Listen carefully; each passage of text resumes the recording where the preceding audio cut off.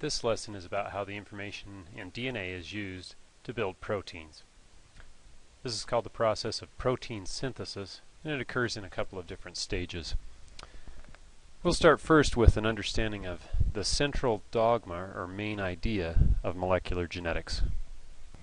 The central dogma or accepted belief of molecular genetics is that DNA makes RNA, which is used to build proteins, which give us our traits.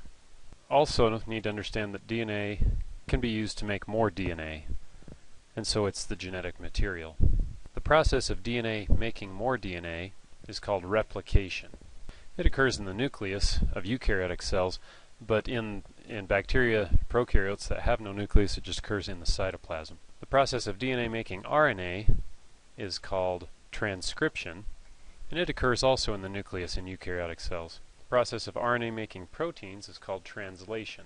It occurs outside the nucleus in the cytoplasm. The process of transcription and translation combined is protein synthesis. However, even after the proteins are built, they can be modified, and information in RNA can be modified to give different proteins and different traits. So the process of RNA and proteins giving us our traits, we call that expression, gene expression. Now, in order to be a genetic material, there must be at least three conditions met. First, a genetic material must be complex. Life is a complex, the molecules are built out of are complex, so too simple of a molecule wouldn't have been able to be a genetic material. Second requirement is that this molecule or material be able to copy itself, and that occurs in DNA in the process of replication. The third, and probably most complex property of a genetic material, is that it must be able to control or direct other molecules. For this lesson, we're going to examine how DNA controls and directs other molecules, and it does that by building proteins. Here's a diagram of a cell nucleus, and outside the nucleus in the cytoplasm, you can see the nuclear membrane, the nuclear pore. We have chromosomes inside the nucleus, which is DNA wrapped around histone proteins, allow the DNA to coil and condense and protect the DNA from damage when it's not being used. Most of the time, DNA is not replicating, it's not copying itself. Instead, it's condensed into chromatin, which is the DNA wrapped around these histone proteins, more protected. But at times, the information in the DNA needs to be used to build proteins. So, depending on which protein needs to be built, that portion of the DNA needs to open up so that that message can be transcribed. So, in this example, we'll use the enzyme helicase to uncoil the DNA, untwist it from the double helix. The hydrogen bonds break between the complementary base pairs, and we're going to use single-stranded binding proteins to prevent the separated strands from reattaching to each other. So there it is, a single-stranded binding protein. Now, remember, DNA is always built in the 5' to 3' direction. So the top strand of DNA we're going to use that information of DNA to build a similar molecule called RNA. It's important for the cells to differentiate between DNA and RNA because DNA is the master instructions. Very important. That's always kept in the nucleus, always protected. Imagine if damage were to happen to that. It's sort of like, imagine a set of blueprints being taken out to a construction site where they get run over by the tractor and spilled water on and caught on fire and they get damaged. They're irreplaceable. The original blueprints are never taken out to the work site. In the same way, the original DNA, our instructions, are never taken out into the cell to build molecules from. Instead, we take a copy, just like copies of the blueprints are made to take out to the work site. The original blueprints are kept inside a filing cabinet in an architect's office, since in the same way DNA is kept inside the nucleus, inside chromosomes.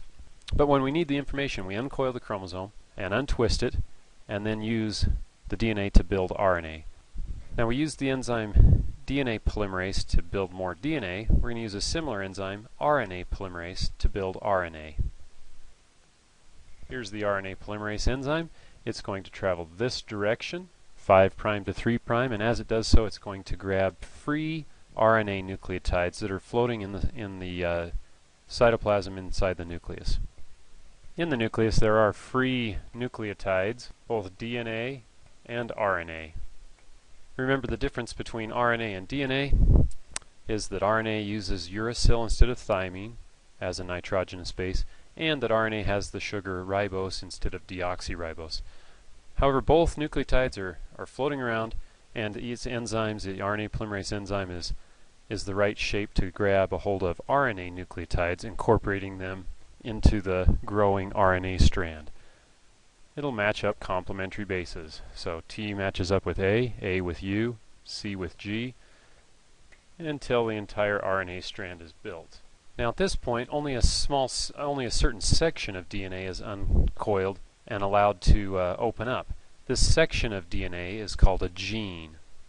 A gene is a section or a piece of DNA that codes for a protein or other product. In this case, I obviously have abbreviated. Real genes are somewhere in the order of a few thousand base pairs of DNA, a few thousand bases long to a few 100,000 bases long. Realize that these are very long molecules. Okay, once the RNA is built, it detaches from the DNA strand. The temporary hydrogen bonds holding it together break off, and it floats away from the DNA. The DNA recombines into the double helix again, leaving the RNA free in the nucleus. So here we see our RNA molecule freed from the DNA. The DNA is coiled back up into its double helix, which will further coil around the histone proteins and return to the chromosome until that gene is needed again. Now this first RNA that's built we're going to call primary transcript RNA. And in prokaryotic cells this is used immediately, and it travels right away to the ribosomes where proteins start to be built. However, in eukaryote cells, certain portions of the RNA are not used to build proteins, and they're removed before the RNA can leave the nucleus. This is called the process of gene editing, RNA editing, or RNA splicing. And it happens inside the nucleus where certain enzymes cut out certain pieces of the RNA.